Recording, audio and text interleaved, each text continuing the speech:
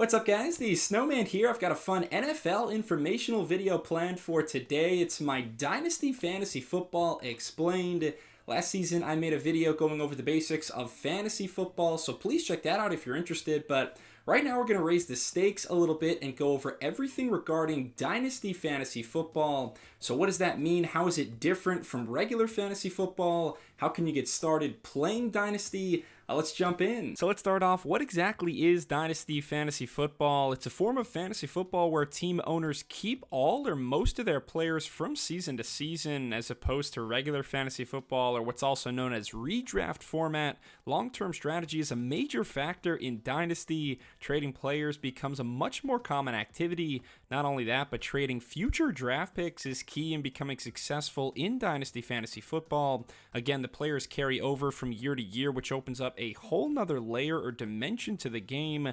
All of a sudden, you're not only playing for this season, but the season after that too, and so on and so forth. It's important to remember at the end of the day, Dynasty Fantasy Football is still fantasy football. The basics are still very much the same. You're trying to draft and assemble the best group of NFL players on your team. As they perform statistically well, the better your fantasy team will be. There's just a bit more freedom and strategy that goes along with Dynasty. Now, technically, you might hear the term Dynasty. You might hear it called a keeper league. Keeper and Dynasty leagues are almost the same thing with a slight distinction. In keeper leagues, you're retaining most of your players from year to year.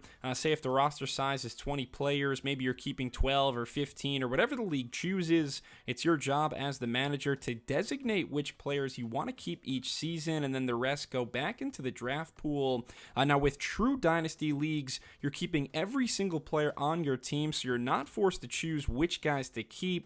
Both formats are pretty similar. In fact, most of the Dynasty community kind of blends these two formats together and just calls both of them Dynasty, but I did want to point out that small discrepancy. If you want to get started with Dynasty Fantasy Football, I highly recommend using the Sleeper app. ESPN and Yahoo may be great for redraft or traditional fantasy football, but Sleeper has really honed in on ease of use and functionality for Dynasty players. You can download Sleeper for free from the App Store or Google Play Store. Schedule-wise, there's not really an off-season for Dynasty Fantasy Football, which I love.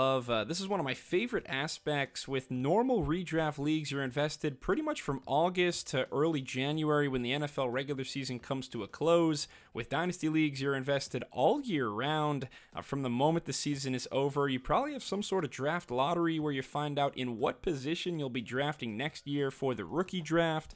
Then you're paying attention more to the combine and all the rookie news, since rookies are much more valuable in Dynasty than in redraft.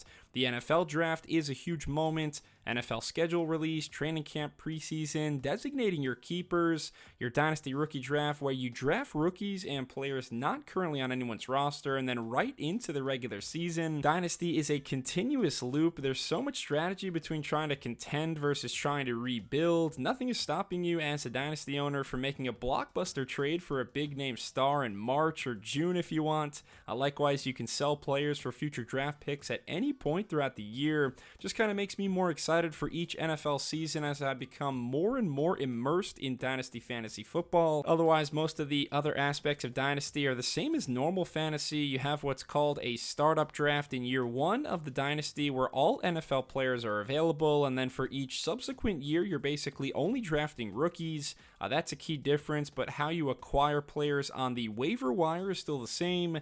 Scoring points, whether that's PPR, non-PPR, is the same. Roster sizes can look like whatever you want it to be, 1 QB, 2 QB, Superflex. One other point I want to make, the most important moment of your Dynasty League is the startup draft, that initial draft where you build the framework for either future success or eternal turmoil. It's very difficult to recover from a poor startup draft. Yes, you can always build via free agency. There's always a rookie draft waiting at the start of the next season. You can hit the restart button completely and trade away assets for picks, but the startup draft is where you can really set yourself up for success. So keep that in mind and do your preparation early on. My final point about Dynasty Fantasy Football, find league mates or friends to play with that are invested in the game, friends that you could text in May, whose trade line is always open to offers.